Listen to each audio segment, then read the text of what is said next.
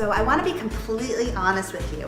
I recently had a breakup that stressed me out. Nope, my husband and I are still happily married. I broke up with, ready for it? My scale.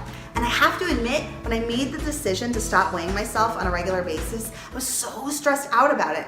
I was afraid that my weight might start going in the wrong direction. But what really happened surprised me.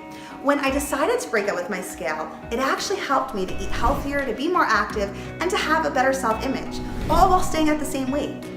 Now, have you ever woken up in the morning and felt like it was a skinny day, and you just rushed to the scale, you couldn't wait to see how great your weight was, only to be incredibly disappointed with the result? I used to do this to myself all the time, and when the scale was higher than I expected, I got upset, I felt fat, I decided, the heck with it, why am I bothering? Why am I bothering to worry about what I'm eating or if I'm working out? It just doesn't matter. Does that sound familiar? The scale was impacting my self-worth, which in turn impacted my lifestyle. If I liked the number, I was in a good mood for the day. If I didn't like the number, I felt like a failure. And this impacted my behavior, what I did or didn't eat, how much I exercised, even how I interacted with everyone around me. It was ridiculous, and I had to put an end to it. So we broke up, and I've been happier ever since. I felt more confident in my body, and I have much more consistency with my eating habits and my exercise routine.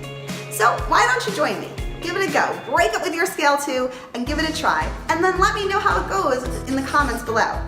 And if you like more tips and tricks like these, make sure to subscribe and head on over to my website too, where I share with you ways to make time for health even when you have no time for yourself.